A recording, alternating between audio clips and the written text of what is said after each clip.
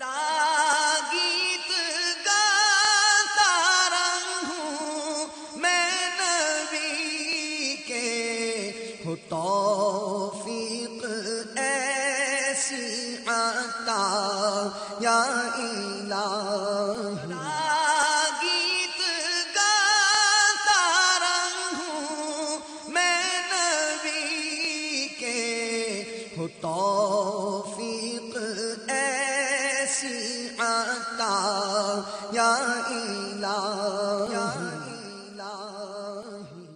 الحمد للہ رب العالمین، والصلاة والسلام علی سید المرسلین، اما بعد فاعوذ باللہ من الشیطان الرجیم، بسم اللہ الرحمن الرحیم۔ الصلاة والسلام علیک یا رسول اللہ، وعلی آلک واصحابک یا حبیب اللہ، الصلاة والسلام علیک یا نبی اللہ، وعلی آلک واصحابک یا نور اللہ۔ فرمان مصطفیٰ صلی اللہ تعالی علیہ وآلہ وسلم، جس نے مجھ پر صبح 10 بار اور شام 10 بار درود پاک پڑھا، اسے قیامت کے دن میری شفاعت ملے گی۔ صلو علی الحبیب۔ 1434 ہجری کے ربیع الاول کی آج 20ویں شب ہے۔ تبلیغ قرآن و سنت کی عالمگیر غیر سیاسی تحریک دعوت اسلامی کے عالمی مدنی مرکز فیضان مدینہ میں درس نظامی کے فارغ التحصیل طلباء کی دستار بندی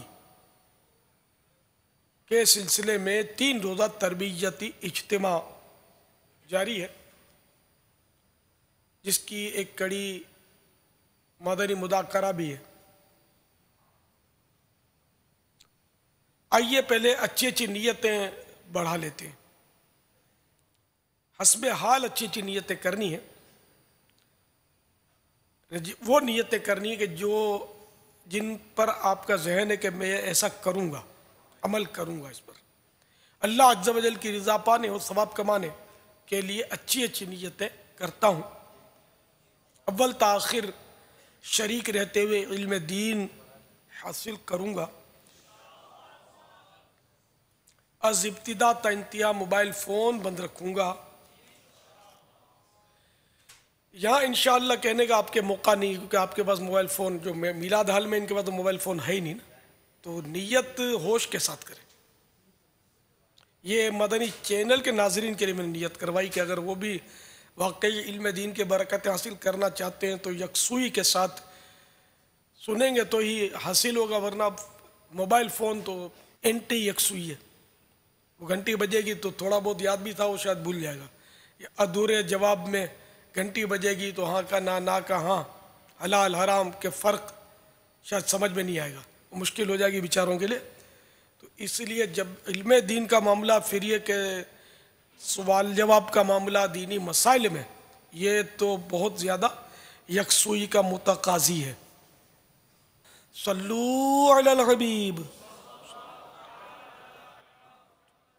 السلام علیکم ورحمۃ اللہ وبرکاتہ۔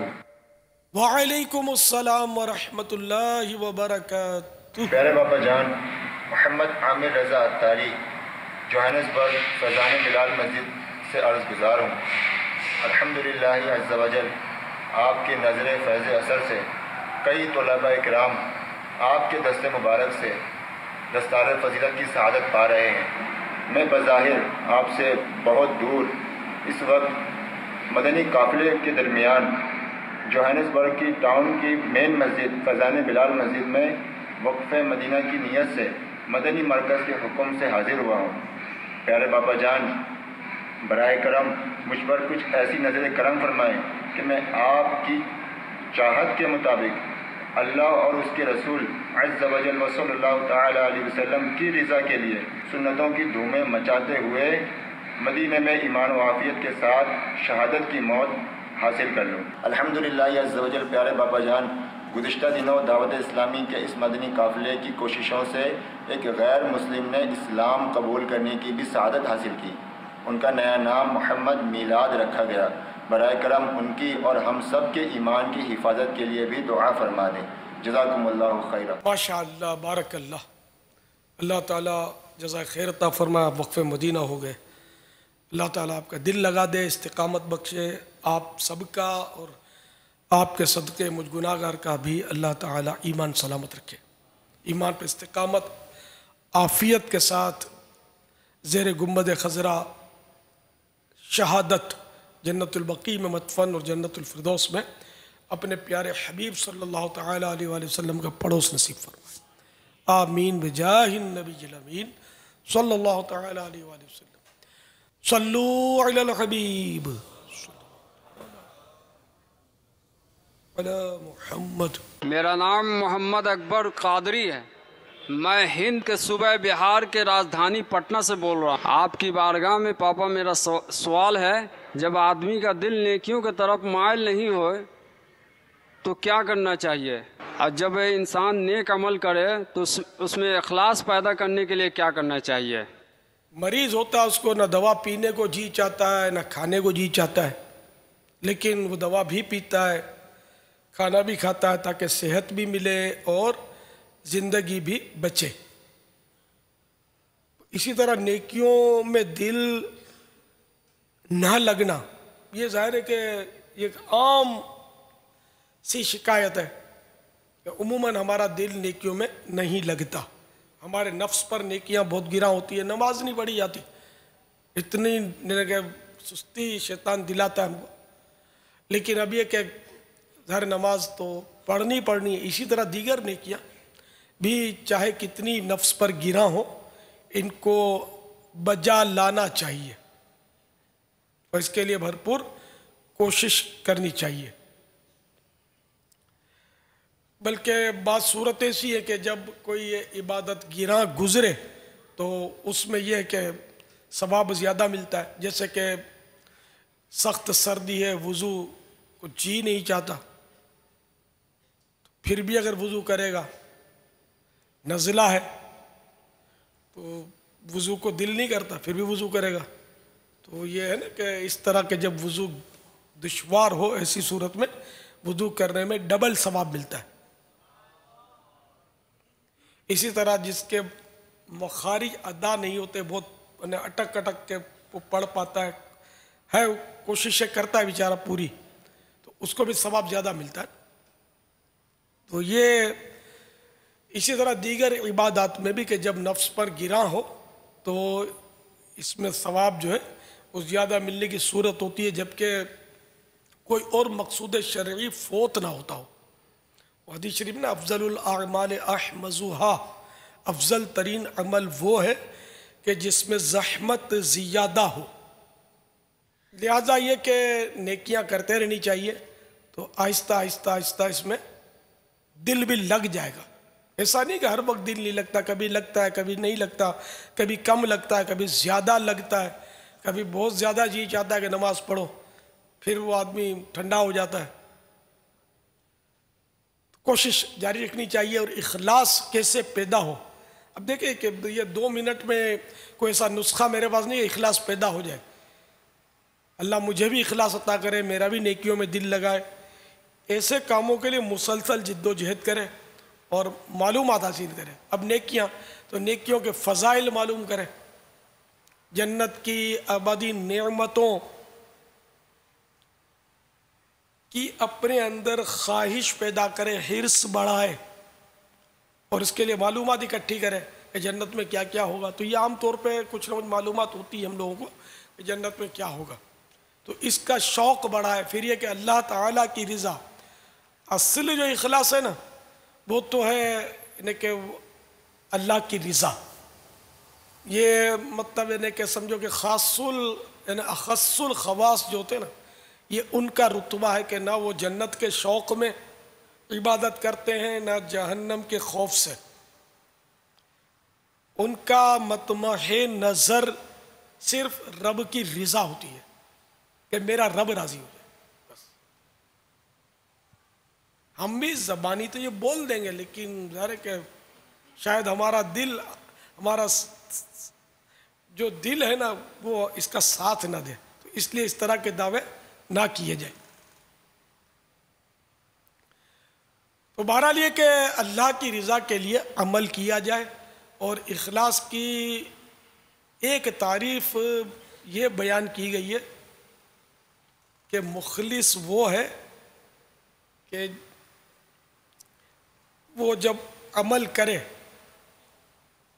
اور کوئی اس کی تعریف کرے تو یہ بھی اس کو اچھی نہ لگے، نہ اس کا جی نہ چاہے کہ میری کوئی تعریف کرے. یہ ہے بہت بڑا درجہ. ہمیں تو حوصلہ افزائی چاہیے. اگر ہم نے اپنا کارنامہ نہیں سنایا تو ہم کو چین نہیں آتا. کارنامہ سنائے اور اگلا رسپونس نہ دے، لفٹ نہ کرائے تو موڈ خراب ہو جاتا ہے. یار اس نے لفٹ ہی نہیں کرائی، میری حوصلہ افزائی نہیں کی ہمارے نگران نے یا ہمارے استاد نے، تو یوں مطلب دل تھوڑا ہو جاتا ہے. تو یہ سارا کیوں ہوتا ہے؟ یہ اخلاص کی منزل ہمیں نہیں مل پائی. اب یہ سارا ظاہر ہے کہ اب ماشاءاللہ ہمارے طلبہ ہیں، درس نظامی انہوں نے کیا، دور حدیث کیا، لیکن اب یہ ضروری نہیں کہ یہ درس نظامی میں یہ سب کچھ ہمیں آ جائے، یہ ضروری نہیں. اس کے لیے نجی مطالعہ ضروری ہے. جب تک آپ پرسنل اسٹڈی نہیں کریں گے نا اور اس کا شوق نہیں بنائیں گے، اس وقت تک معلومات نہیں ہوگی. اس کے لیے آپ کو تصوف کی کتب پڑھنی ہوں گی، جیسے احیاء العلوم ہے، منہاج العابدین ہے، قوت القلوب ہے، حضور داتا صاحب کی کتاب کشف المحجوب ہے. اس طرح کی تصوف کی کتب، رسالہ قشیریہ ہے. یہ جب آپ ان کا مطالعہ فرمائیں گے نا تو اس طرح کی آپ کو معلومات ہوں گی. جب معلومات ہوں گی تو کچھ نہ کچھ وہ ذہن بھی بنے گا. ورنہ ابھی تو سچی بات ہے کہ ہمارا ذہن ہی نہیں بنتا، یعنی اخلاص کی تعریف تک پتہ نہیں ہوتی. حالانکہ یہ تو ایسی چیزیں ہیں کہ ان کا تو معلوم ہونا فرض علوم میں سے ہے. اخلاص کا معلوم ہو، اخلاص کا جو اینٹی ہے ریا، الٹ، اس کے بارے میں اس کی تعریف معلوم ہو، توکل کی تعریف معلوم ہو کہ یہ علوم میں قلبیہ یا فرائض قلبیہ میں سے یہ علوم یعنی باطنیہ، قلبیہ باطنیہ. اب یہ اصطلاحات بھی ظاہر ہے کہ وہ ہمارے لیے نئی ہوتی ہیں، ہم بھول جاتے ہیں، پتہ ہی کچھ نہیں ہوتا. پھر ہم مطلب یہ سمجھتے ہیں کہ ہم نے درس نظامی کر لیا، دور حدیث کر لیا، ہم علامہ صاحب بن گئے، مفتی صاحب بن گئے. اللہ کے والے مفتی بولتے ہیں تو ہم خوش ہوتے ہیں، ان کو روکتے بھی نہیں ہیں.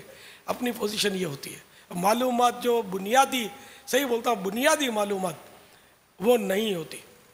نہ دل لگا کے یہ پڑھے ہوتے ہیں، بس کسی طرح بھی وہ دستار بندی ہو جاتی ہے، پگڑی سر پہ رکھی اور علامہ بن گئے، خلاص. یہ نہیں ہے. عالم علم سے ہوتا ہے. آپ کو پرسنل اسٹڈی ضروری ہے، سب کو مطالعہ کرنا چاہیے. کیا درس نظامی کیے ہوئے، کیا علماء، کیا مفتیان کرام، یہ سبھی کو مطالعہ جاری رکھنا ہوتا ہے. اگر مفتی صاحب بھی مطالعہ سے پیچھے ہٹیں گے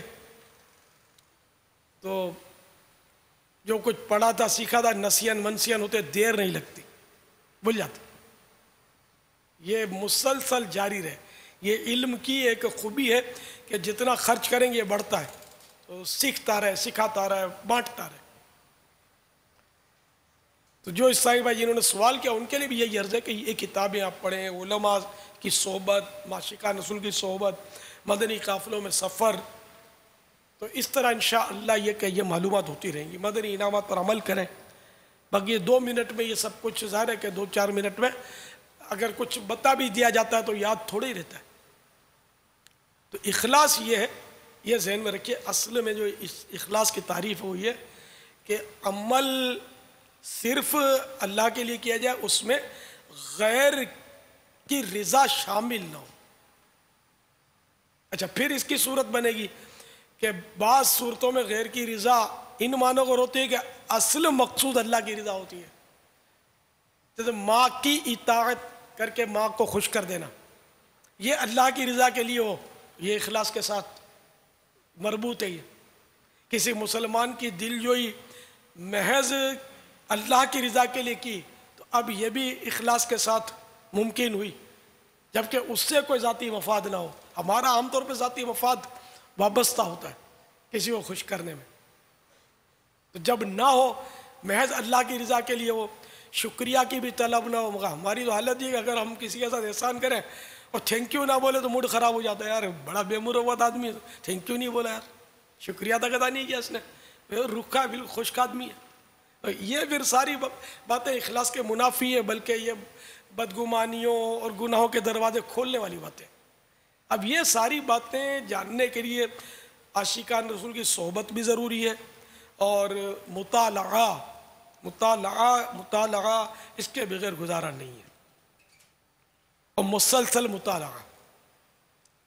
واللہ تعالی اعلم ورسولہ اعلم عز وجل وصلی اللہ تعالی علیہ وآلہ وسلم۔ صلو علی الحبیب صلی اللہ تعالی علی محمد۔ باپا آج بھی ہماری اوبی وین کا جدول ہے، اور بستی ملوک میں اس وقت عاشقان رسول جمع ہے۔ ماشاءاللہ ماشاءاللہ، مرحبا جی آیا نو، بستی ملوک نزد ملتان شریف، پنجاب، پاکستان۔ ماشاءاللہ ماشاءاللہ، بہت سارے صاحبہ جمع کر لیے انہوں نے، ماشاءاللہ، مرحبا، بارک اللہ۔ السلام علیکم ورحمۃ اللہ وبرکاتہ۔ وعلیکم السلام ورحمۃ اللہ وبرکاتہ۔ پیارے بابا جان سے میرا سوال ہے، غرور اور تکبر کو کس طرح جانچا جائے، اس کی علامت کیا ہے، اس کی وضاحت فرمائیں۔ السلام علیکم ورحمۃ اللہ وعلیکم وبرکاتہ۔ السلام ورحمۃ اللہ وبرکاتہ۔ غرور اور تکبر تو ایک ہی لفظ ہے نا، گھمنڈ بھی بولتے ہیں، عام طور پر چیڑ کر مالداروں کو بول دیتے ہیں کہ یہ بڑا مغرور آدمی ہے، یا مولانا کو بول دیتے ہیں بڑا مغرور آدمی ہے، اور یہ شرف مجھے بھی بہت حاصل ہے، ظاہر ہے میرا حلیہ بھی مذہبی ہے، لوگ مجھے بھی مولانا تو بولتے ہی ہیں، اچھا مجھے پھر میری برادری بہت بولتی تھی کہ یہ بہت مغرور آدمی ہے، اچھا یہ اب بھی بولتے ہوں گے، تو نصیب اپنے اور کیا کہ یہ مطلب کسی کو گھاس نہیں ڈالتا، اپنے کو بہت کچھ سمجھتا ہے، بڑے بڑے مولاناؤں کو گھاس نہیں ڈالتا، بہت متکبر آدمی ہے، مغرور آدمی ہے۔ یعنی یہ میرے بارے میں تو بہت چلا تھا، اور اب بھی ہو سکتا ہے کہ کہیں کہیں ہو، لیکن کافی حد تک اس کی کاٹ ہو گئی۔ جو مجھ سے ملتے گئے میرے ساتھ بیٹھے تھوڑا بہت، تو وہ الحمدللہ ان کی غلط فہمیاں دور ہو گئی کہ ہم نے غلط سنا تھا اس کے بارے میں، یہ آدمی ایسا نہیں ہے۔ اور ویسے بھی سنی سنائی بات میں آ کر کسی کے بارے میں رائے قائم کر لینا، وہ بھی منفی رائے، تو شرعاً بھی جائز نہیں ہے نا، جب تک یعنی آدمی کوئی ایسا واضح قرینہ نہ دیکھے، یا مطلب یہ کہ کوئی ثبوت نہ ہو شرعی طور پر۔ اب شرعی ثبوت بھی تو پتہ نہیں ہوتا نا لوگوں کو کہ یہ کیا ہوتا ہے، تو فلاں نے بولا ہے بس ٹھیک ہے۔ اعلیٰ حضرت رحمۃ اللہ تعالیٰ علیہ نے بہت پیاری تحقیق فرمائی ہے اس طور پر کہ کسی پر گناہ کا یعنی کہ اطلاق کر دینا کہ یہ اس شخص نے گناہ کیا، تو اعلیٰ حضرت نے بہرحال جو کچھ اس پہ تفصیلات میں بیان کی، تو اس کا لب لباب عرض کرتا ہوں کہ اس نے فلاں گناہ کیا۔ کیسے پتا چلا؟ ہم نے سنا ہے۔ جب کہا جائے گا کہ بھئی تم نے سنا ہے، تو سنی سنائی بات کی وجہ سے تو گناہ کا اطلاق ہو نہیں سکتا کسی پر۔ نہیں جی، بڑے ثقہ آدمی سے سنا، ثقہ مانے قابل اعتماد، بہت قابل اعتماد اور نیک صالح آدمی سے ہم نے سنا ہے کہ اس نے یہ گناہ کیا۔ پھر اعلیٰ حضرت مزید فرماتے ہیں کہ اگر اس ثقہ سے رابطہ کیا جائے کہ اس نے جو گناہ کیا آپ کو یہ مطلب آپ کی طرف منسوب ہے کہ آپ نے ایسا کہا ہے، ہاں میں نے کہا ہے گناہ کیا ہے اس نے، کیا آپ نے دیکھا ہے؟ تو پھر جا کر یوں مطلب یعنی کہ وہ بات سامنے آتی ہے کہ وہ بھی کہتا ہے کہ میں نے سنا ہے، اس طرح مطلب اس کا گناہ یعنی کہ پایہ ثبوت تک پہنچتا نہیں ہے۔ اعلیٰ حضرت رحمۃ اللہ تعالی علیہ نے اس انداز کی سخت مذمت فرمائی ہے کہ جب تک مکمل تنقیح نہ ہو جائے، کنفرمیشن نہ ہو جائے، اس وقت تک کسی مسلمان کی طرف کوئی گناہ منسوب کر دینا یہ خود گناہ ہے۔ یہ الفاظ نہیں ہے کہ مطلب میں اپنی طور پہ خلاصہ عرض کروں کہ واقعی نے کسی طرح گناہ منسوب کرنا یہ تہمت ہے نا، جب تک کوئی واضح قرینہ نہ ہو، کوئی ثبوت نہ ہو۔ تو یہ اتنا عام ہے اور ہمارے طبقے میں بہت ہے، یہ مذہبی طبقے میں بھی ہے، عوام میں تو ہے، مذہبی طبقہ بھی تحقیق کی حاجت محسوس نہیں کرتا، ایک تعداد ہوتی ہے ان کی۔ حالانکہ غالباً مسلم شریف کی حدیث ہے کہ کسی شخص کے جھوٹا ہونے کے لیے اتنا ہی کافی ہے کہ وہ سنی سنائی بات آگے کر دے، تقریباً یہی الفاظ ہیں حدیث شریف کے۔ لیکن عام طور پر یہ ہمارے ہاں ہماری معمولات میں شامل ہے۔ اب یہ آیا غرور اور تکبر والا، تو یہ بھی عام طور پر یہ کہہ دیا جاتا ہے کہ یار یہ وہ سیٹ ہے نا، ہم چندہ لینے گئے تھے، یار بڑا مغرور آدمی ہے، 1 ٹکا نہیں دیا۔ ارے بھائی تجھے ٹکا نہیں دیا تو مغرور ہو گیا، اور جس کو اس نے مطلب مالا مال کر دیا اس کی نظر میں سخی ہو گیا۔ یہ تو اپنے آلات ہیں، اپنے پاس پیمانے ہیں، ہمیں نہ دے تو مغرور۔ اچھا لفٹ بھی نہیں کرائی، اچھا تو لفٹ نہ کرانا یہ مغرور کی علامت ہے۔ ہو سکتا ہے بیچارے کے پیٹ میں درد ہو یا کوئی اس کو صدمہ پہنچا ہوا ہو، اس وقت اس کا موڈ بہت خراب ہو، کوئی مطلب مسئلہ ہو سکتا ہے جس کی وجہ سے وہ جسے آپ وہ لفٹ کہتے ہیں وہ لفٹ آپ کو نہیں دے سکے۔ آخر مغرور کیا؟ اس سے اچھی طرح بات کی تو ملنسار، مجھ سے اچھی طرح منہ دیکھ کر بات نہیں کی تو مغرور، ان کو کچھ چندہ دے دیا تو حاتم تائی سخی ان کے نزدیک۔ یہ ہم لوگوں کے پیمانے ہیں، تو معاذ اللہ ایسا نہیں۔ تکبر یہ بہت بڑا گناہ ہے، اتنا بڑا گناہ ہے کہ حدیث شریف میں ہے کہ جس کے دل میں رائے برابر تکبر ہوگا وہ جنت میں داخل نہیں ہوگا، نہ بہت تھوڑا سا بھی تکبر جو ہے وہ جنت سے روک دے گا۔ ہم یعنی کہ دھاڑ کر کے اس کو پورے کا پورا وہ تکبر کا پلندہ اور مجموعہ قرار دے دیتے ہیں، دیر ہی نہیں لگاتے۔ تو تکبر کی تعریف یہ کہ اپنے سے کسی کو گھٹیا جاننا۔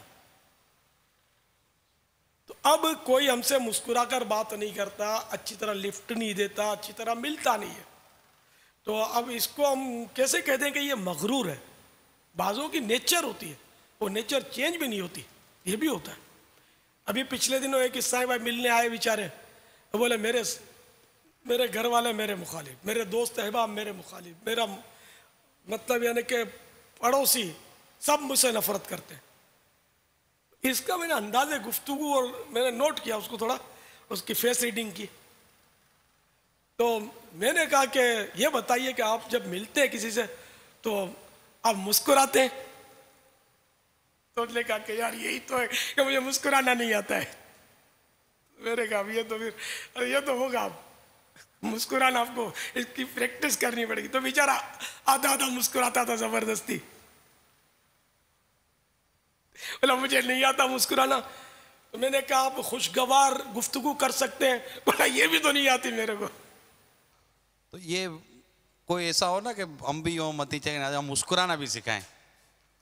اب جیسے ابھی آپ مسکرا رہے نا، وہ تھوڑی دیر ہم لوگ بیٹھے رہے مسکراتے رہے، اب کوئی کچھ بھی بولتا رہا بول لے تو اس کو، تو یوں آپ مسکرائیے، پھر آپ دیکھیے۔ اب جیسے آپ کو لوگ لکھتے رہتے کہ پاپا ہم ملاقات کرتے مسکراتے بہت اچھے لگتے ہیں، تو یوں ہم کو کبھی کو بولتا ہی نہیں کہ آپ مسکراتے ہیں اچھے لگتے ہیں۔ مسکراؤ گے تو بولیں گے نا۔ یہ لگتا ہے کہ ماشاءاللہ آپ بھی مسکراتے ہیں، بہت سارے صاحب مسکراتے ہیں، ایسا نہیں ہے۔ یہ عرض کرو کہ مطلب کہ وہ مسکرانا جو ہے نا یہ بھی ایسا جیسے تکلف کے ساتھ پہلے سیکھنا پڑے گا کیا؟ سنت ہے مسکرانا اپنے محل میں. یوں آج ہر محل تو ہوتا. اب کسی کی ماں کا انتقال ہو گیا, رو رو کے اس نے آنکھیں سجا رکھی, آپ مسکرائے چلے جا رہے, تو وہ تو الٹا اس کے دل میں آپ کا بغض بیٹھے گا کہ یہ کیا مطلب پاگل آدمی یار, میری جان نکلی جا رہی ہے, اس کو ہنسی چھوٹ رہی ہے. تو وہی اپنے محل میں مسکرانے کا موقع محل. کچھ صدمے سے چور ہے تو اس کے سامنے اپنے منہ پر صدمے کے آثار پیدا کرنے ہوں گے. تو اب جو دوسرے کو کاٹ کھانے دوڑے, منہ بھی پھلا کر رکھے کہ جیسے ابھی مطلب ہے کہ اس پر کوئی صدمے کا تازہ پہاڑ ٹوٹا, یا ابھی ماں کی لاش چھوڑ کر یہ گھر سے باہر نکلا ہے روتا ہوا, بڑی مشکل سے آنسو پوچھے. اب جب ایسا انداز ہوگا تو کون آئے گا قریب, کون پوچھے گا بھاؤ. ادھر تو سب کو چاہیے کہ مسکراہٹ ہو, دل خوشکن گفتگو ہو, دل جوئی والی باتیں ہوں, غم خواریاں ہوں, پھر کچھ یہ کہ تحفے تحائف کا بھی ہاتھ کھلا ہو. پھر دیکھو لوگ بولتے کہ تسخیر قلوب کے کوئی وظائف مل جائے, یہ بہترین وظائف ہے. اتنا ہجوم ہوگا کہ آپ اپنے آپ کو بچانا مشکل ہو جائے گا. آپ تھوڑا مسکرانا تو سیکھ لو. یہ نہیں آتا, یہ ایک تعداد ہے جن کو نہیں آتا. یہ جیسے ہمارے مولانا بھی بیٹھے ہیں, امامت کرتے ہوں گے بعض ان میں, تو شاید بعض ان میں ایسے بھی ہوں گے نماز پڑھائی اور فاتحہ پڑھا اور جا کر اگر ان کو کوئی حجرہ ملا ہے, مکتب ملا, تو اس میں جا کے بیٹھ جاتے ہوں گے. جس کو 112 مرتبہ ضرورت ہے وہ آ کر دست پوسی کر کے مسئلہ پوچھ کر دست پوسی کر کے چلا جاتا ہوگا. ایسے تھوڑی ہوتا ہے. سمجھ میں تو یہ آتا ہے یہ ایسے تھوڑی ہوتا ہے. پھر جب ان کے خلاف کوئی مہم چلتی ہے نا, تو یوں اٹھا کر بال دودھ میں سے مکھی کی طرح اٹھا کے امام صاحب کو پھینک دیتے لوگ. ہوتا ہی نہیں ہے بیچارے کا کوئی, نہ ملتے ہیں, نہ جلتے ہیں, نہ کسی کو لفٹ کرتے ہیں, نہ کسی کو گھاس ڈالتے ہیں. مگر یہ تکبر کی علامات کسی نے بیان نہیں کی کہ یہ تکبر کی وجہ سے مولانا ایسا کرتا ہے. مولانا کا موڈ ہی ایسا ہے بیچارے کا, اور سب کا نہیں ہوتا. بعد مولانا بہت ملنسار ہوتے ہیں, بہت ماشاءاللہ. بعد مشائخ بھی دیکھیں ایسے ملنسار ہوتے ہیں کہ دلوں پہ نقش چھوڑ دیتے ہیں. بہت پہلے کی بات ہے کہ نقشبندی پیر صاحب آئے تھے ہمارے علاقے میں, کبھی کبھی تشریف لاتے تھے. میری لڑکپن کی بات ہے, تو جوانی یا لڑکپن جو بھی کہو, تو وہ ایسے ملنسار تھے. تو میں بھی حاضر ہوا ان کے پاس, کافی لوگ بیٹھے ہوئے تھے. جب میں نے ملاقات کی تو مسکرا کر کہا ماشاءاللہ, وہ آپ تو دور دور سے نکھرے نظر آ رہے تھے. تو یعنی ایک انداز گفتگو بتاتا ہوں. اب اپنی تعریف کس کو اچھی نہیں لگتی, تجھے یاد رہ گیا. اگر کچھ اور بولتے تو شاید یاد نہ رہتے مجھے. وہ تو بڑا لفظ چھوڑا انہوں نے, اور کئی استائی بھائی ان کے مرید ہو گئے, لیکن بہرحال میں تو مرید نہیں ہوا. تو یوں مقصد یہ کہ ان کا آستانہ بھی بہت چلا, اور آخری اطلاع تک شاید اب بھی وہ باقاعدہ حیات ہوں. کچھ عرصے پہلے تک تو حیات تھے, اب آج کی خبر نہیں مجھے پتا, لیکن یہ کہ اچھے سنی بزرگ ہیں. تو یہ ہوتا ہے مطلب کہ جو ملنسار ہوتا ہے اپنے نقوش چھوڑتا ہے, یا جو غیر ملنسار یا چڑچڑا ہوتا ہے نقوش وہ بھی چھوڑتا ہے, لیکن منفی نقوش ہوتے ہیں اس کے. گجراتی میں کہاوت ہے, ہنسے تینو گھر وسے, ہنستا اس کا گھر بستا ہے. تو بہرحال یہ کہ تکبر کی تعریف میں نے عرض کر دی کہ جو دوسرے کو اپنے سے گھٹیا جانے, حقیر سمجھے, یہ ہے تکبر. تو اس لیے وہ کوئی ملتا نہیں اچھی طرح تو اس کو یہ نہیں کہیں گے کہ یہ مغرور ہے. معاذ اللہ, یہ ہمارا مغرور کہنا یہ تہمت باندھنا ہوگا کہ بغیر کسی واضح قرینے کے ہم نے کہہ دیا تو اب گناہگار ہم ہوئے. تو اس سے توبہ کرنی چاہیے. کسی کو بھی تکبر کا نہ دیا کہ یہ بھی یہ امراض باطنیہ میں سے ہے, یہ باطنی مولیکات میں سے تکبر کا. یہ پتہ نہیں چلتا, یہ دل میں بندہ سوچتا رہتا ہے. اب یہ کہ کب کب اس کی صورتیں پیش آتی ہیں, اس کا امکان ایک سمجھ میں آتا ہے کہ جیسے کہ پیر جو ہے یہ اس کے لیے بہت یہ امکان ہے کہ اپنے مرید کو یہ گھٹیا جانے کہ میں نے اتنی ریاضت کی، اتنی وہ یہ کیا تو وہ کیا، اور یہ لے اپنے آپ کو کیا سمجھتا ہے، چپ بیٹھا رہے. یہ کہنا بھی تکبر نہیں ہے، دل پر غور کرے کہ یہ کیوں کہا. استاد اور شاگرد، استاد کے لیے یہ بہت بڑا خطرہ ہے کہ وہ تکبر میں مبتلا ہو، کہ طالب علم کو حقیر سمجھے، خصوصاً وہ طالب علم جو اکھڑ ہو، کند ذہن ہو، اس کو یہ حقیر اور گھٹیا جانے. اس پر یہ سب استادوں کو غور کرنا ہے. اسی طرح سیٹھ اور نوکر، ان میں بھی یہ امکانات ہے کہ سیٹھ اپنے ملازم کے ساتھ بعض اوقات ایسا انداز اس کا ہوتا ہے کہ لامعالا لوگ بولتے ہیں کہ یار یہ سیٹھ مغرور ہے، بولنا نہیں چاہیے، لیکن ایسے انداز اختیار کرتا ہے. اب وہ جہالت تو عام طور پر ظاہر ہے کہ اس تعلق سے جہالت تو ہوتی ہے. اہل علم جو ہوتے ہیں ان مانو کر بسا اوقات ان پر بھی اس تعلق سے جہالت ہی کا غلبہ ہوتا ہے کہ اس کی بھی توجہ نہیں ہوتی کہ میں یہ تکبر میں پڑھ چکا ہوں، میں ریاکاری میں پڑھ چکا ہوں، میں حب جہاں کا مریض ہو چکا ہوں. اس کو نہیں، شعور نہیں ہوتا، اس کا ادراک نہیں ہوتا علامہ یا مفتی بعض اوقات، لیکن اس میں پڑ جاتا ہے. تو اس کے لیے وہی کہ میں نے کہا نا کہ تصوف کے بغیر یہ ممکن نہیں ہے. یا تصوف یا کسی صوفی باصفا کی صحبت، یہ دونوں چیزیں اگر حاصل ہو جائے نا تو کافی حد تک یعنی کہ ذہن کی صفائی، دل کی صفائی اور ان چیزوں کا ادراک حاصل ہو سکتا ہے، سمجھ آ سکتی ہے، اور آدمی اپنے آپ کو اللہ کی مدد سے بچا سکتا ہے. ورنہ تو جب پتہ ہی نہیں ہے، بے شک اللہ ہی بچانے والا ہے، تو اللہ تعالیٰ مسبب الاسباب ہے، اس نے اسباب پیدا فرمائے. تو یہ علم اور معلومات، تصوف کی معلومات، تصوف یہ نئی چیز نہیں ہے، بہت پرانے دور سے یہ چل نکلا ہے. تصوف کا جو اصطلاح یہ نئی نہیں ہے، اور یہ شریعت سے ہٹ کر نہیں ہے، یہ شریعت ہی ہے. شریعت سے جو ہٹی ہے تو پھر وہ تصوف ہی نہیں ہے نا. جو شریعت سے ہٹ کر جو جوہلا ہوتے ہیں نا، جو صرف کہلاتے اپنے آپ کو صوفی، وہ تو مستصوف کہلاتے ہیں نا، مستصوف.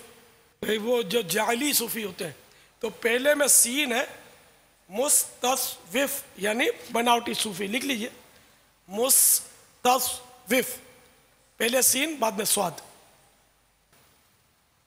ان کو خود پتہ نہیں ہوتا. اب ہے صوفی صاحب، نام ہے صوفی صاحب، بات پہ جب غصہ آتا ہے تو گالیاں بکتے ہوتے ہیں، یا اس کو جھاڑا اس کو لتاڑا.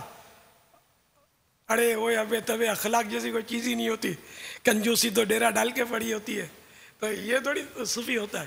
تصوف کی ایک تعریف اتنی زبردست ہے کہ تصوف خالی ہاتھ دل کی خوشی کا نام ہے. پھوٹی بادام اپنے پاس نہیں، کوڑی ایک نئی جیب میں بالکل کنگال ہے، وہ دل خوش ہے. اب ایسے صوفی صاحب کہاں سے لائیں گے؟ یہ مزاروں میں چلے گئے، کہیں غاروں میں چھپے ہوں گے. تو یہ میں جنرل بات کرتا ہوں کہ اب عوام میں بھی ہوں گے، لیکن ہماری نظروں سے اوجھل. تو عام طور پہ مطلب یہ کہ یہ منزل تو چلو اب حاصل ہوتے ہو، لیکن پھر بھی کچھ تو ہو. ہم تو مطلب مبتدی بھی تو نہیں ہے نا، تو بات پہ جھوٹ بولتے ہیں، جھوٹے وعدے کرتے ہیں، دھوکہ دینے میں آسرا ہی نہیں کرتے. کسی کو جھاڑ کر اس کا دل دکھانے میں بالکل، کسی کا دل دکھا دیا آدمی نے غصے میں آ کر، تو پھر بھی تو احساس نہیں ہوتا نا کہ میں نے غلط کیا، کہ معافی مانگ لوں. یہ بھی تو نہیں ہے نا، احساس ہی نہیں ہے، لگے ہوئے ظاہری حلیہ آ گیا، تھوڑا وہ علم پڑھ لیا تو ہم سمجھتے کہ بس اب جنت سے ہمیں کوئی روک نہیں سکتا. اللہ تعالیٰ کی خفیہ تدبیر سے ہم سب کو ڈرنا چاہیے، اور اللہ تعالیٰ ہم سب کو غرور و تکبر سے بھی بچائے، اور دوسرے مسلمان پر تکبر کی بدگمانی سے بھی محفوظ فرمائے. آمین آمین بجاہ النبی الامین صلی اللہ تعالی علیہ وآلہ وسلم. واللہ تعالی اعلم ورسولہ اعلم عز وجل، وصلی اللہ تعالی علیہ وآلہ وسلم. صلو علی الحبیب صلی اللہ تعالی علی محمد. آپ کی اس بابا پوری وضاحت میں ایک اور مسئلہ جو سامنے آیا، یہ بھی ایک کہہ سکتے ہیں بابا ایک طرح سے عالمگیر مسئلہ ہے، وہ ہے کچے کان کا ہونا. بڑے بڑے عقل مند کہلانے والے حضرات بھی دیکھا جاتا ہے کہ وہ کچے کان کے ہوتے ہیں، اور کسی نے آ کر بس کان میں کو پھونک ماری اور فوراً اس کی بات پر اس کا یقین کر لینا اور کسی اور کے بارے میں ذہن بنا لینا، یہ ایک ایسا مرض ہے کہ جس سے خود اس کو بسا اوقات کسی ایک مقام پر جا کر بڑی شرمندگی ہوتی ہے۔ ہر ایک کی بات سن کر یقین کر لینا اور مسئلے کی کسی تحقیق میں نہ جانا اور دوسروں کے متعلق بدگمانیاں قائم کر لینا، اس کے متعلق عموماً ہمارا مطلب جو اب جیسے کہ ہم لوگ ہیں کہ ہمارا حلیہ جو ہے نا، یہ صحیح بات ہے کہ ظاہری حلیہ سنورا ہے، باطن بہت گندا ہے، یعنی کہ یہ کسی صورت سے صاف نہیں ہو پا رہا۔ کبھی توجہ جاتی بھی ہے، غور بھی کرتا ہے بندہ کہ یار چلو یوں کر لیں گے، یوں نہیں کریں گے، یوں پھر بھول جاتا ہے۔ وہی جب صحبتیں بھی ایسی ہیں کہ بظاہر صحبتیں بھی وہ اسی نکھری ہیں مدنی حلیہ والوں کی، لیکن بعض اوقات کیا اکثر ایسا ہے کہ ذہن ان کا بھی بیچاروں کا نہیں بنا ہوا ہوتا، اور اس طرح زبان کی بے احتیاطیاں، نگاہوں کی بے احتیاطیاں، دماغ کی بے احتیاطیاں، سوچوں کی بے احتیاطیاں، کہ اس کی بدگمانی کر لی، اس پر تہمت دھر دی، اس کو مغرور کہہ دیا، اس کو مطلب جھوٹا کہہ دیا، اس کو کچھ کہہ دیا، اس کو کچھ کہہ دیا۔ یہ ایسے معمولات ہیں ہمارے کہ ان کا افسوس تک نہیں ہوتا، ندامت بھی نہیں ہوتی، کوئی سمجھائے تو بھی بس چپ چاپ سن لینے والی بات ہے۔ توبہ، استغفر اللہ، گھبراہٹ، خوف، ایسا کچھ بھی نہیں ہوتا۔ جیسا کہ امام اعظم ابو حنیفہ رحمۃ اللہ تعالی علیہ کو کسی نے مطلب غلط فہمی میں کہہ دیا اتق اللہ، اللہ سے ڈریے، تو گر پڑے، رقت طاری ہو گئے، رونے لگے، یہ کیا کہہ دیا، اللہ سے ڈریے۔ تو ہماری حالت کیا ہے؟ تو یہ حقیقت میں خوف خدا تھا جس نے گرا دیا ان کو، کہ میں نے وہ بہت کوئی بڑا جرم کر لیا کہ جس سے خوف خدا اس کا الٹ ہو گیا، بے خوفی ہو گئی۔ امام اعظم رحمۃ اللہ تعالی علیہ تو وہ متقی تھے کہ تقوی خود ان پر ناز کرتا ہے، ایسے پرہیزگار اور اللہ کے نیک بندے تھے اور ولی کامل تھے، لیکن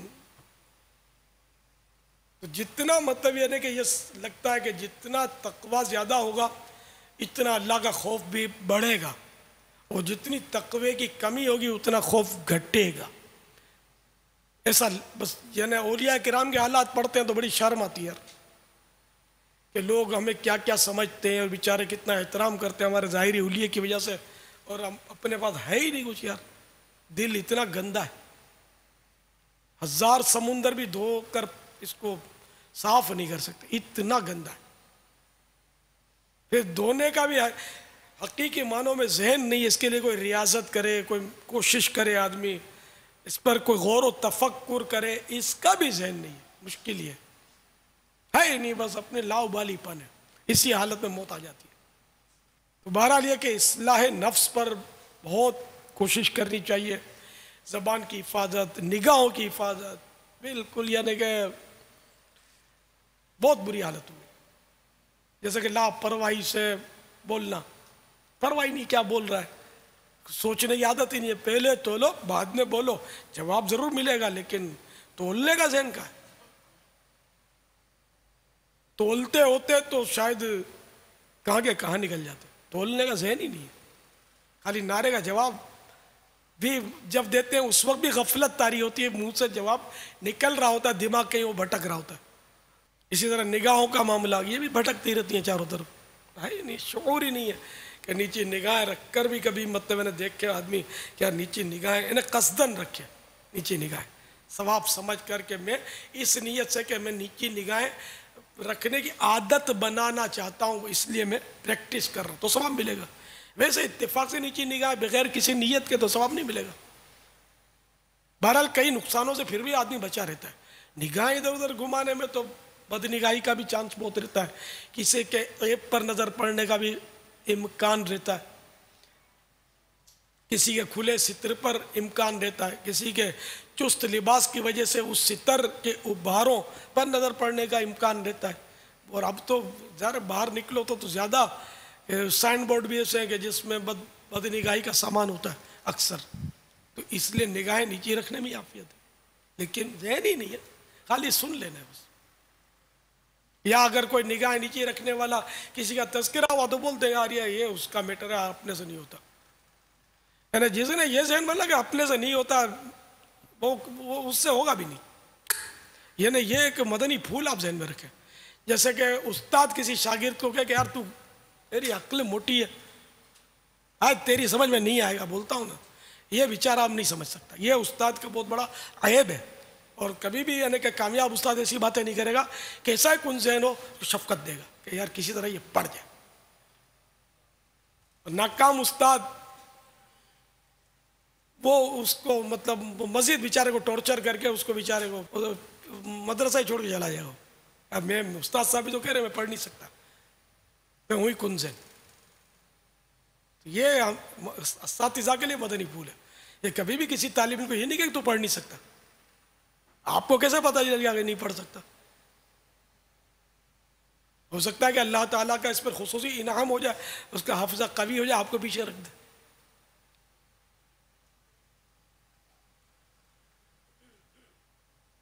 کسی کے بارے میں کچھ کہا نہیں جا سکتا. اب یہ شرابی ہے، جواڑی ہے، فلاں، یہ سدھر نہیں سکتا. آپ کو کیسے پتہ چل گیا کہ نہیں سدھرے گا کبھی؟ سیدنا فضیل بن عیاض رضی اللہ تعالیٰ عنہ اتنے بڑے ولی اللہ ہوئے، ڈاکو تھے. جب توبہ کی منزلیں طے کر لی، کہاں کے کہاں نکل گئے. حبیب عجمی رضی اللہ تعالیٰ عنہ بہت بڑے ولی اللہ گزرے، لیکن اپنے جب وہ گناہوں کا دور تھا تو اس وقت سود خور، مشہور سود خور تھے. لوگ نفرت کرتے تھے ان سے، بچے نفرت کرتے تھے. لیکن کہاں نکل گئے. عبداللہ بن مبارک رضی اللہ تعالیٰ عنہ کسی یعنی عشق مجازی میں گرفتار تھے، ایسے تھے، کہاں نکل گئے توبہ کر کے. تو یہ کب توبہ کر لے گا یہ شرابی یا جواری یا چور چکا یا ڈاکو یا جیسا بھی ہے، وہ کچھ کہہ نہیں سکتے. اس لیے ہم کسی کی آخرت کا فیصلہ کرنے والے نہیں ہیں. ہم اس کی آخرت کا فیصلہ کریں گے کہ ہماری آخرت کا کچھ فیصلہ نہ ہو جائے. اللہ تبارک و تعالیٰ کی خفیہ تدبیر کس کے بارے میں کیا ہے وہ کوئی بھی نہیں جانتا نا. میرے بارے میں کیا ہے نہ میں جانتا ہوں نہ آپ جانتے ہیں. اسی طرح آپ کے بارے میں کیا ہے نہ مجھے معلوم نہ آپ کو معلوم. تو اس لیے اللہ تعالیٰ کی خفیہ تدبیر سے ڈرتے رہے آدمی اور اللہ تعالیٰ سے پناہ مانگتے رہے. جو برائی کرتا ہے اس کی برائی سے ضرور متنفر رہے، لیکن اس برے شخص کے بارے میں اتنا بڑا برا گمان قائم نہ کر لے کہ اب یہ نہیں سدھرے گا یا یہ تو ہے ہی جہنمی، معاذ اللہ ثم معاذ اللہ. یہ ہمارا کام نہیں ہے، ہم اس کے مکلف نہیں بنائے گئے. بہت سمجھنے کی باتیں. اگر آپ کا حافظہ قوی ہوا اور ان مدنی پھولوں کو اگر آپ مدنی گلدستوں، دل کے مدنی گلدستوں میں سجانے میں کامیاب ہو گئے تو انشاءاللہ اگلی جو زندگی آپ کی گزرے، اللہ کرے کہ اور طویل زندگی ملے آپ کو، اس میں انشاءاللہ یہ بہت کام دیں گے آپ کو. اور مسئلہ وہی ہے کہ حافظہ قوی نہیں ہے، لکھنے کا ذہن نہیں ہے. یہ روایت سب کو یاد ہوگی، قید العلم بالکتابہ، علم کو لکھ کر قید کر لو، لیکن ذہن نہیں ہے کہ ہم اس کو قید کریں. ہم کو سب آتا ہے نا اپنے کو، تو لکھنے کی ضرورت کیا ہے.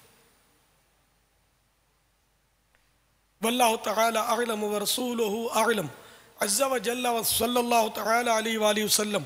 صلو علی الحبیب صلی اللہ تعالی علی محمد. تمہیں معلوم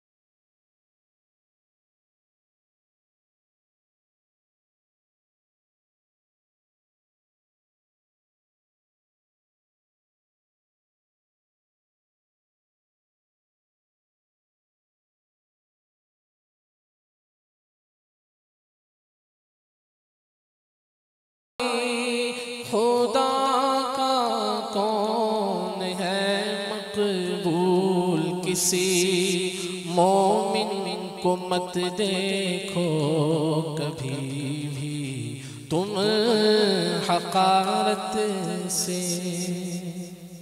प्यारे पापा जान, अस्सलामु अलैकुम व रहमतुल्लाहि व बरकातुहू। वालेकुम अस्सलाम व रहमतुल्लाहि व बरकातुहू। प्यारे पापा जान, मेरा नाम ज़ीशान तारिक अत्तारी है और मैं ऊला का तालिब इल्म हूँ। प्यारे पापा जान, मेरा आपसे ये सवाल है कि मुनाफिक कहना बहुत आम है, इसका दुरुस्त मतलब और इस्तेमाल बता दीजिए। जज़ाकल्लाहु खैरा। अस्सलामु अलैकुम व रहमतुल्लाहि व बरकातुहू। वालेकुम अस्सलाम व रहमतुल्लाहि व बरकातुहू। असल में जो मुनाफिक थे ना, जो दौरे रिसालत मआब में सल्लल्लाहु अलैहि वसल्लम के जिन्होंने अपने दिल में कुफ्र छुपा रखा था और ज़ाहिरी तौर पर कहते थे हम तो मुसलमान हैं, तो वो असल मुनाफिक थे। अब बाद में भी मतलब ये कि मुनाफिक होते हैं बाज़ लोग, लेकिन असल में वो ही मुनाफिक थे। एक तो वो निफाक फिल एतक़ाद, तो वो अक़ीदे में मुनाफिक थे, जो बहुत बुरा मुनाफिक है अक़ीदे में जो मुनाफिक हो। और एक होता निफाक फिल अमल, ये भी बुरा है लेकिन फ़र्क है। तो निफाक फिल अमल ये कि मिसाल के तौर पर हदीस शरीफ में कहा गया कि मुनाफिक की 3 अलामतें कि बात करे तो झूठ बोले, वादा करे तो पूरा ना करे, अमानत दी जाए तो खियानत करे। एक रिवायत ये भी है ना मुनाफिक की अलामत। दूसरा ये कि हमारे यहाँ मुनाफ़क़त में अमल फिल निफाक होता है ना, इनमें तो ऐसी बारीकियाँ हैं कि शायद ही को बच सके। अब इसमें भी फिर वो होता है, मतलब ना कि दर्जात आप समझ लेके हैं कि बाद निफाक ऐसे कि जो वाकई गुनाह, जैसे झूठ बोलना है भी तो गुनाह ना, और इसको निफाक भी कहा गया। लेकिन बाद ऐसे हैं कि इन पर गुनाह का इतलाक अगरचे नहीं होता लेकिन वो होता निफाक है। मिसाल जैसे कि आइए तशरीफ रखिए, माशाअल्लाह कैसे हैं, इस तरह। और दिल में बोरियत और कोफ्त होती है कि यार ये कब टले। इसमें बाज़ों का झूठ होता है, झूठ होता है बाज़ों का कि आइए तशरीफ रखिए, आपके आने से बड़ी खुशी हुई, और खुशी नहीं हुई और बोरियत हुई है, कोफ्त हुई है कि कहाँ टपक पड़ा, तो ये झूठ है। और निफाक भी है। आपके वालिद साहब का इंतकाल हो गया, बड़ा अफसोस हुआ मुझे।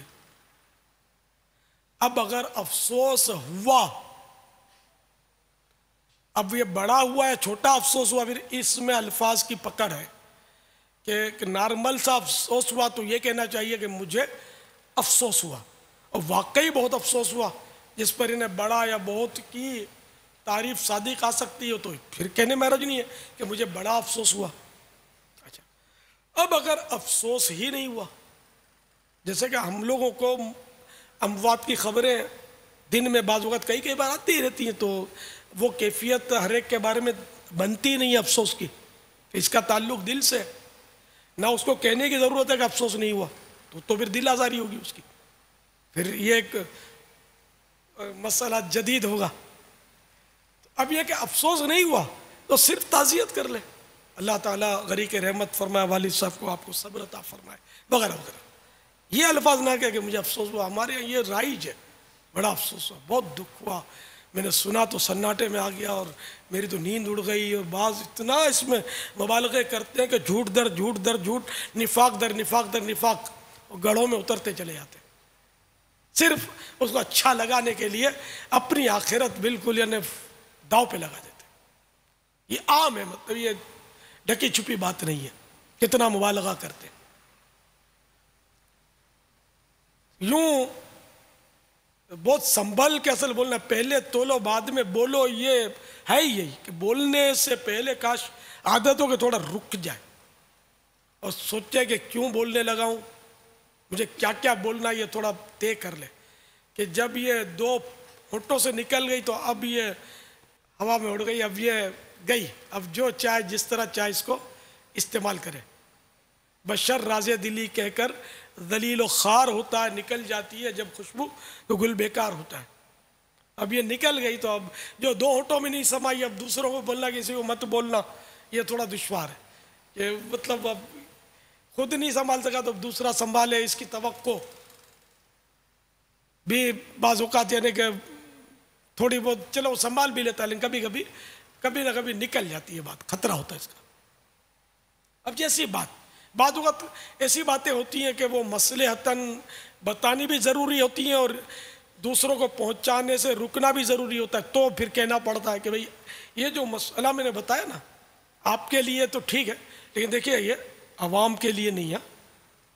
کلم الناس علی قدر عقولہم کا پاس رکھیے گا, دوسروں کو مت بتائیے گا. جیسے کہ بہار شریف میں لکھا ہوا ہے, بعض مسائل میں یہ لکھا ہوا ہے کہ یہ خواص کے لیے ہیں عوام کے لیے نہیں ہے. تو اب بتا کر لکھ کر فرما رہے ہیں کہ خواص کے لیے عوام کے لیے نہیں ہے, تو یہاں ضرورت ہے. تو اگر عند ضرورت اگر کسی نے یہ بات بتائی کہ کسی کو نہیں بولنا تو اس کی گنجائش تو ہے ظاہر ہے. تو بہرحال تو یوں نفاق جو ہے نا یہ بہت سارے معاملات میں ہوتا ہے. آئیے تشریف رکھیے, ہاں بھائی کھانا وغیرہ کھائیں گے اور دل میں گھبراہٹ ہے کہیں ہاں نہ بول دیں, کھلانا پڑے گا, خرچہ ہو جائے گا. تو اس کی بھی حدیث شریف میں ممانعت آئی نا کہ کسی کو جھوٹی صلاح نہ کرے کھانے کی. اور جب کسی نے صلاح کی کھانے کی تو مروت میں کہتے ہیں کہ میں فل ہوں. اب تھوڑا اصرار کیا تو یہ پھول پورا کھل جاتا ہے اور پھر یہ کہ وہ گہرا ڈرم بن جاتا ہے, جتنا انڈیلو نظر ہی نہیں آتا, شروع ہو جاتا ہے. تو جب تک واقعی پیٹ بھرا ہوا نہ ہو جس کو وہ ڈٹ کر کھانا, تو اس سے پہلے فل نہ کہا جائے. یہ کہہ سکتا ہے کہ میں نے جیسے کہ اور کھائیے ہم کو بولتے تو ہمارے عام طور پر یہ کہ میں فل ہوں, یہ بازوں کا جھوٹ ہوتا ہے یا نفاق ہوتا ہے. اب وہ کیوں نہیں کھا رہا؟ ایک صورت یہ ہوتی ہے کہ تیکھا بہت ہے, نہیں کھایا جا رہا, بولنے کی ہمت نہیں ہے. یہ بھی اچھی بات ہے کہ عیب نہ لگائے کھانے کو, فل ہوں. یا یہ کہ اپنے نفس کو پسند نہیں ہے تو بھی بول دے گا فل ہوں. یار میں کھاتا ہوں مطلب یعنی کہ بریانی اور آپ نے رکھ دی ہے تندور کی روٹی, وہ بھی ٹھنڈی, کھائی نہیں جاتی اور آپ کہے جا رہے ہیں کھاؤ, تو میں فل ہوں, جان چھوڑانے کے لیے بول دیا. ایک صورت, تیسری صورت یہ کہ پرہیزی کھانا ہے, اس کے حساب سے وہ پرہیزی کھانا کھاتا ہے اور یہ کھانا اس کی پرہیز کے مطابق نہیں ہے تو پھر کہہ دے گا فل ہوں. یہ تیسرا جھوٹ کا سبب بنا. اچھا, چوتھا یہ کہ پیٹ کے قفلے مدینہ والا ہے اور اس نے کھا لیا ہے اپنی ضرورت کا, اب مزید یہ کھانا نہیں چاہتا, پھر منہ سے نکلے گا فل ہوں تاکہ یہ اصرار نہ کرے. تو یہاں تو بہتر یہی تھا کہ یہ فل ہو ہی جاتا تاکہ جھوٹ تو نہ بولتا, کہ جھوٹ بولنا حرام اور جہنم میں لے جانے والا کام ہے. اور بھوک سے کم کھانا یہ ایک افضل عمل ہے کہ اگر بھوک سے کم نہیں کھایا, پیٹ بھر کے کھایا تو کم از کم گناہ گار تو نہ ہوتا, تو گناہ گار ہو گیا. تو اس لیے ایسے موقع پر کہ جیسے قفل مدینہ پیٹ کا لگایا ہے, مرحبا, لگانا ہی چاہیے, بہت مفید ہے. اب کوئی اصرار کرے تو یہ نہ کہے کہ فل ہوں, بلکہ یہ کہہ دے کہ میں نے اپنے حساب سے کھا لیا ہے, جبکہ اور کوئی وجہ نہ ہو کہ پسند نہیں ہے اس لیے نہیں کھایا, تو پھر اس کو یہ کہ یہ نہ کہے کہ مطلب میں نے اپنے حساب سے کھایا, بلکہ بعض صورتوں میں چل جائے گا کہ میں نے اپنا جتنا جی چاہیا اتنا میں نے کھا لیا. اب یہ کہ پسند نہیں تھا تو یہ جی نہ چاہا تو نہیں کھایا, اس کو یہ نہ بولے میرے جتنا جی میں آیا میں نے کھا لیا. اب پلیز اصرار نہ فرمائے, جزاک اللہ. اس طرح بھی آدمی اس کو ٹال سکتا ہے, یا بولے کھاؤ تو تھوڑا سا لے لیا, پھر آگے آ رہا کھاؤ, یہ لے لیا, اس کا دل خوش کر دیا, 2-4 دانے اٹھا لیے, کھا لیے. تو یہ بھی ہو سکتا ہے کہ اس کی دل آزاری یا دل شکنی بھی نہ ہو, دل جوئی بھی رہے اور اپنا بھی حساب کتاب برابر رہے, اور بغیر کسی گناہ کے یہ جو کھانے کی تقریب یا دعوت تھی یہ اتمام کو پہنچے. اگر یہ ہے, یہ سب کب ہوگا کہ جب ہمیں ایسی صحبتیں ملیں گی, ہمارا مطالعہ ہوگا.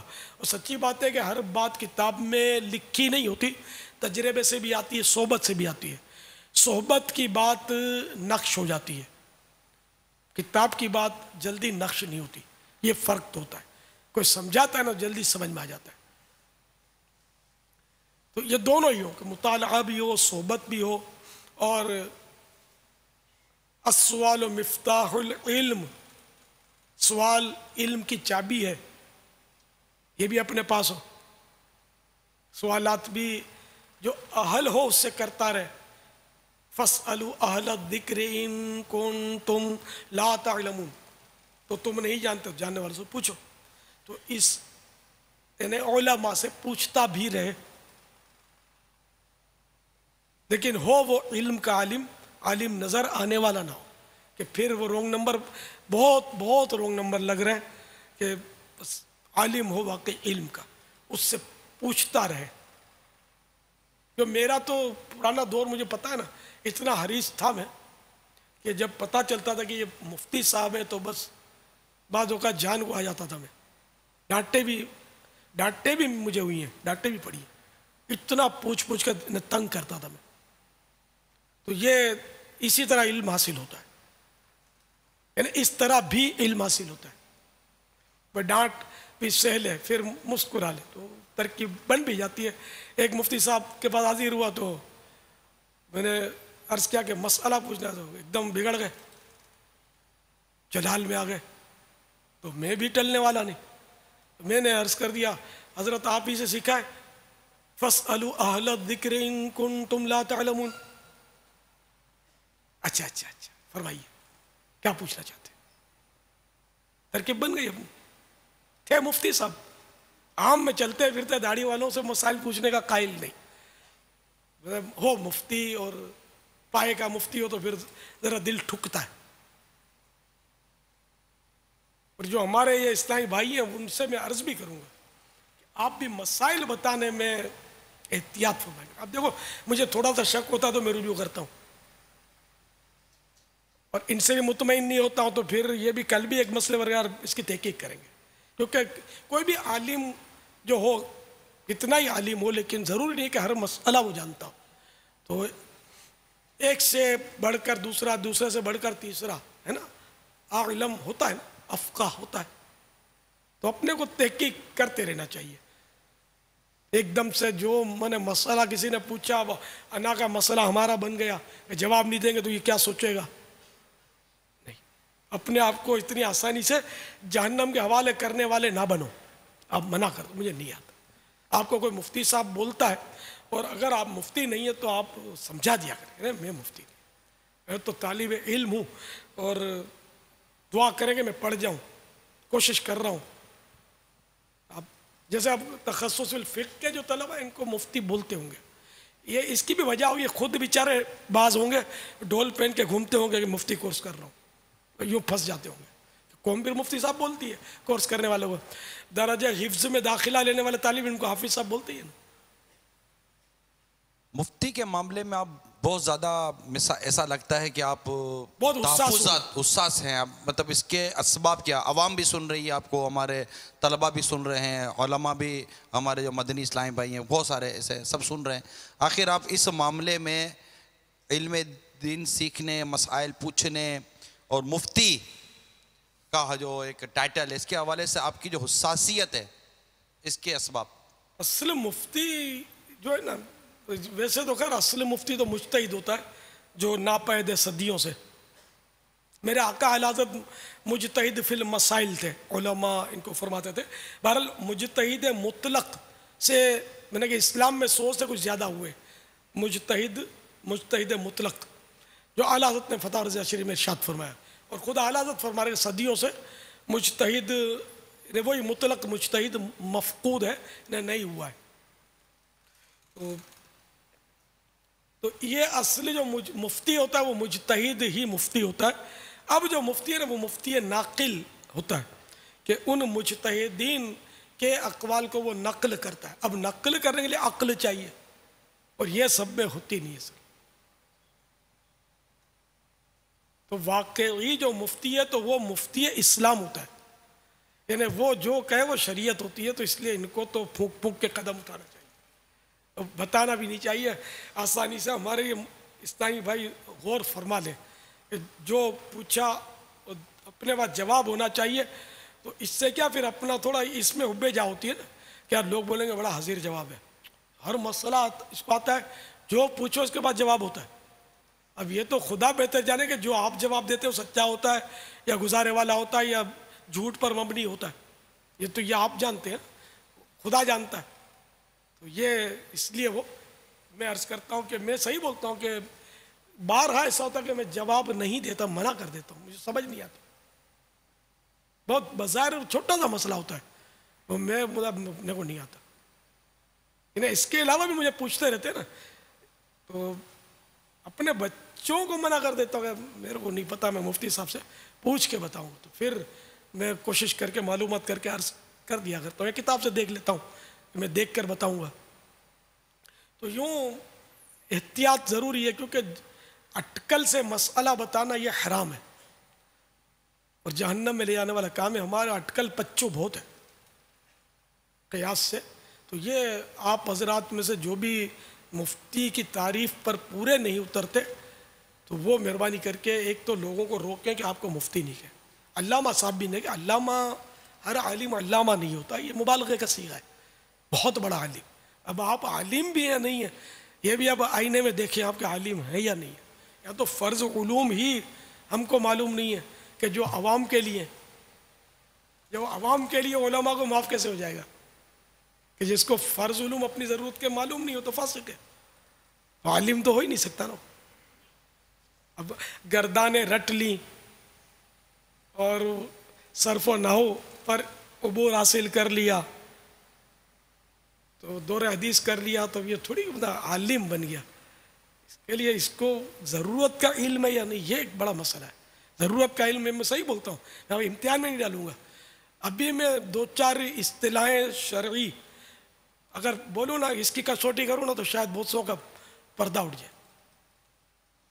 اس لیے میں برہم رکھتا ہوں، احتیاط کرتا ہوں کہ نہیں پوچھوں، اور یہ مشورہ بھی دیتا ہوں کہ علماء کو بھی کبھی جو علماء کہلاتے ہیں ان کو پوچھا مت کرنا، اس طرح کہ بھئی چغل خوری کی تعریف کیا ہے، تو بدگمانی کی تعریف کیا ہے، تو اخلاص کی تعریف کیا ہے، تو توکل کی تعریف کیا ہے، تو جھوٹ کی تعریف کیا ہے، یہ دو چار میں نے نام لیے۔ اب ہر ایک اپنے آپ سے جواب طلب کرے کہ مجھے اس کی تعریف معلوم ہے کہ نہیں ہے۔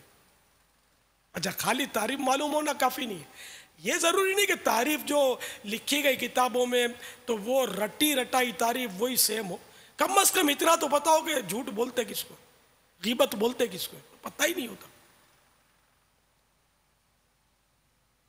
تو یوں پھر صرف اتنا نہیں کہ تعریف معلوم ہوگی تو فرض علم آ گیا،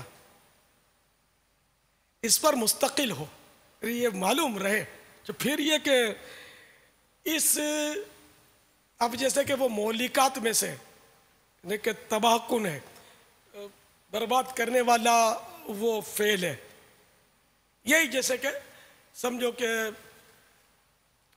غیبت، اب یہ کہ پھر ان بربادیوں کے علاج بھی معلوم ہونے چاہیے، کہ ان کے بچنے کی تدابیر بھی معلوم ہو۔ جب یعنی کہ اول یہ کہ تعریف معلوم نہیں ہوگی، جب تعریف معلوم نہیں ہوگی تو گناہ کرے گا، تو پتہ ہی نہیں کہ یہ غیبت بولتے کس کو ہے، جھوٹ بولتے کس کو ہے، چغل خوری بولتے کس کو ہے۔ خود جنا مجتہد ہے، یہ مجتہد ہوتے ہیں عام طور پہ، ان کو پتہ ہوتا ہے، تو اس لیے وہ بولتے چلے جائیں میں صحیح ہوں، یہ غلط کیا کام ہے۔ تو یوں یہ پھنس جاتے، تعریف معلوم نہ ہونا یہ گناہ میں ڈال دے گا، اچھا اس کا علاج معلوم نہ ہونا گناہ میں پھنسائے رکھے گا اس کو، پھر کچھ علامتیں بھی کچھ نہ کچھ تو اس کو پتہ ہو نا کہ اس گناہ سے یہ بچے، یا تو مطلب کچھ بھی نہیں پتہ ہوتا، صرف نام سنا ہے کہ جھوٹ ہوتا ہے، غیبت ہوتی ہے، چغلی ہوتی ہے، ریا ہوتا ہے۔ یہ کیا ہے ریا؟ کس کو بولتے ریا؟ اور اس کی علامتیں کیا ہیں، اس سے اس کے معالجات کیا ہیں، اس سے بچا کیسے جائے؟ جب کچھ بھی نہیں پتا ہوگا تو بچیں گے کیسے؟ نہ تعریف پتا ہے نہ اس کا علاج پتا، تو بچیں کیسے؟ ہیں علامہ صاحب مفتی صاحب میں جھوم رہے، ہاتھ چموا رہے، پتا کچھ بھی نہیں کہ ریا بولتے کس کو ہے، خود پرلے درجے کے بعضوں کا ریاکار ہوتے ہیں، اور ان یہ سمجھتے ہیں کہ میں نیکوکار ہوں، تو پتہ ہی نہیں ہوتا کہ ریا ہوتی کیا، یہ میں جنرل بات کرتا ہوں، میں ان کی کرتا ہوں کہ جو مفتی ہوتا نہیں ہے خالی مشہور ہو جاتا ہے کہ مفتی ہے، عالم ہوتا نہیں ہے مشہور ہو جاتا ہے علامہ ہے، میں ان کی بات کر رہا ہوں۔ جو بنیادی طور پر واقعی علماء اور مفتیان کرام ہیں وہ اس وقت یعنی کہ میرا موضوع نہیں ہے ان سے، معاذ اللہ ان کو نہیں کہہ رہا، ان کے تو قدموں کی دھول مجھے مل جائے تو شاید میں بھی کچھ علم کی روشنی پالوں۔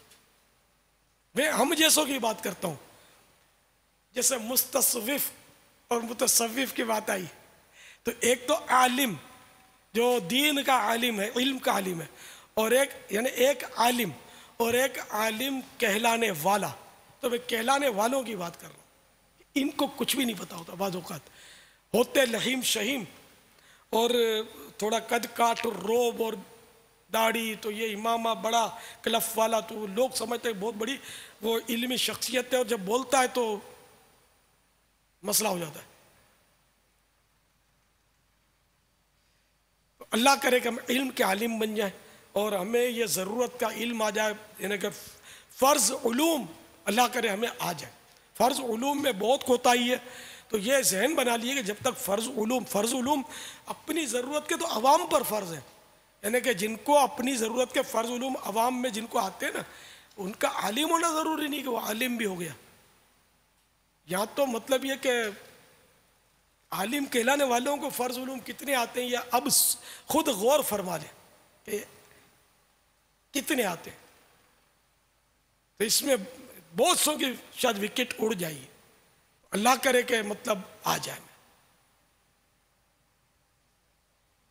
پھر یہ کہ پوچھنے کا ذہن ہو، نہیں سمجھ آئی پوچھا،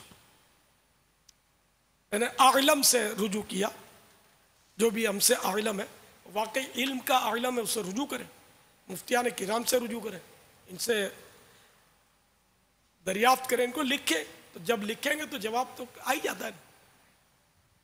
تو اس طرح یہ کہ آپ یہ کیا کریں، علم کے بالکل حریص بن جائیں، مطالعے کے شائق بنے، حریص بنے، اساتذہ بھی مطالعہ کریں، طلبہ بھی مطالعہ کریں، سب مطالعہ کرتے رہیں، پڑھتے رہے، بھلے حافظہ کمزور ہے، پڑھتے رہے، کچھ نہ کچھ بیٹھتا رہے گا۔ ظاہر ہے کہ عربی کتب اپنی جگہ پر ان کی اہمیت کا کوئی انکار نہیں ہے، جو بھی مطلب ہماری دروس کتابیں ہیں عربی، لیکن اردو کتب کی ایک اپنی افادیت ہے، اور اس میں امیر اہل سنت کی میں بعض کتب جیسے کفریہ کلمات کے بارے میں سوال جواب، ابھی جن فرض علوم تعریفات کے حوالے سے اور پھر ان کے جو متعلقات ہیں اس کے حوالے سے جو مدنی پھول ہم لے رہے ہیں، مثال کے طور پر جیسے کہ ریاکاری کے متعلق بات ہوئی، تو اب ریاکاری کی ایک تو تعریف، پھر اس کے متعلق اس کی جو وعیدات ہیں، یہ سارے لکھنے کے بعد اب اس کو پورا کھول کر اس کی 80 مثالیں، بھائی ریاکاری کتاب بڑی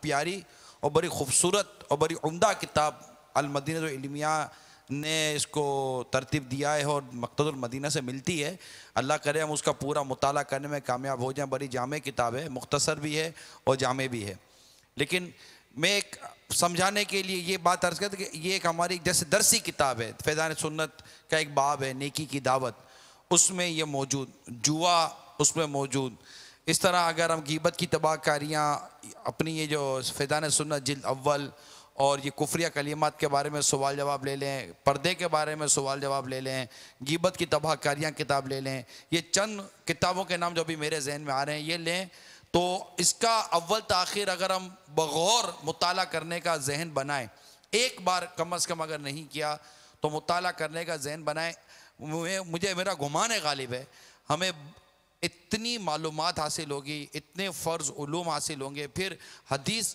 اور پھر اس کی شروحات جو وہاں لکھی گئی کہ اس حدیث کی شرح مفتی صاحب نے یہ لکھی ہے، پھر آیت کریمہ اس کی تفسیر میں یہ بات آئی ہے، تو ایک قرآن کی آیتوں کی تفسیر، پھر حدیث اس کی شروحات، فرض علوم سے متعلق جو کئی ایسی اصطلاحات ہیں اس کی تعریفات، پھر اس کے جو دیگر جو متعلقات ہیں وہ ساری باتیں اتنی کھول کر بیان کی گئی ہیں، پھر جو دیگر دروس ہیں وہ اپنی جگہ پر ہیں۔ تو میں تو آپ کو مشورہ دوں گا، میرے مدنی چینل کے ناظرین کو مشورہ دوں گا، موضوع بڑا سنجیدہ ہے اور ہماری قبر و آخرت سے براہ راست متعلق ہے، براہ راست ہماری قبر و آخرت سے متعلق ہے، اور ہم سب کے لیے گویا کہ یہ ایک موضوع ہے۔ تو بس ایک اچھی سی نیت کر لیں, ذہن بنائیں, اور ہم سب یہ نیت کریں کہ ہم ان کتابوں کو لیں گے, اور ان کتابوں کا جس کو امیر سنت نے پرسنل اسٹڈی, سیلف اسٹڈی جس کو ہم کہتے ہیں, خارجی مطالعہ بھی اس کو کہتے ہیں. اب اس کو خارجی مطالعہ بنانے سے بھی ٹھیک ہے بنا لیں, اگر دیکھا جائے تو یہ واقعی اصل اور بڑا اہم مطالعہ ہے جو ہمارا نصابی آپ کی کتابوں کے علاوہ یہ ہونا کس قدر ناگزیر ہے, اس کو ہر ایک سمجھ سکتا ہے. پھر چھوٹے چھوٹے رسالے تو بہت ہیں, ویران محل, مردے کے صدمے, مردے کی بے بسی, اس طرح کے رسالے کچھ لے لیے, قبر کا امتحان اور قیامت کا امتحان, اس میں بہت سارے علوم ہیں. تو اب اللہ کرے کہ ہم کوئی اچھی اور پختہ واقعی نیت کرنے میں کامیاب ہو جائیں کہ ہم دوبارہ اس کو عصر نو اپنے جدول میں شامل کریں گے. کئی ایسے باہر اسلام بھائی ملتے ہیں, ناظرین میں سے ملتے ہیں کہ یار ہم کیسے یہ بیان کر سکتے ہیں, ہم کیسے بیان کر سکتے ہیں, یہ مواد کہاں سے آتا ہے, یہ مواد کہاں سے آتا ہے. یقین مانیے ایک ہمارے مطلب ایک بیان ہوا سنت و برا فیضان مدینہ میں, اور بڑا علمی اور نپات اللہ بیان کیا ہمارے مبلغ نے. تو کسی اسلام بھائی نے, بڑے وہ ذمہ دار تھے, انہوں نے ان سے پوچھا کہ یار یہ کیا یار آپ نے بیان کیا, یہ بیان آپ نے لیا کہاں سے؟ برجستہ انہوں نے جواب دیا, پردے کے بارے میں سوال جواب کتاب میں یہ بیان موجود ہے. ایک دفعہ مجھے موقع ملا, میں نے فیضان مدینہ میں بیان کیا, یہ مہینہ تھا محرم الحرام کا, کرامت امام حسین رضی اللہ تعالیٰ عنہ. اب بیان کے آخر میں پھر ایک عموماً ہمارے مبلغین یہ اعلان کرتے ہیں کہ یہ ماشاءاللہ میں نے بیان مقتدى المدینہ کے فلاں رسالے سے کیا. اب وہ بیان جب ختم ہوا تو مجھے خود ایک بڑے ذمہ دار ملے, کہا کہ جب آپ بیان کر رہے تھے نا تو میں بس اش کر رہا تھا کہ اتنی معلومات, اتنی تنقید, اتنی تحقیق کر آئیں, فلاں کیڑا یوں, اس کی سزا یوں, نہ کیڑے گا یہ, کیڑے گا وہ, اس کا سزا یہ, اس کا یہ کرامت, یہ برکت یہ. مگر جب آخر میں آپ نے کہا نا کہ امیر سنت کا رسالہ ہے تو وہ کہتا دل بھی ٹھنڈ پہ گئی کہ یار سمجھ میں آیا کہ اس میں کتنی مطلب اس میں مواد, اس میں کتنی کوشش کی گئی. مگر ایک کاش کہ ہم پڑھنے والے بنے, ایک کاش ہم پڑھنے والے بنے. کریں یار, نیت کریں یار. صلو علی الحبیب صلی اللہ تعالی علی محمد. صدا گیت گاتا رہوں میں نبی کے, ہو توفیق ایسی عطا یا الہی. گیت گاتا رہوں میں نبی کے, ہو توفیق ایسی عطا یا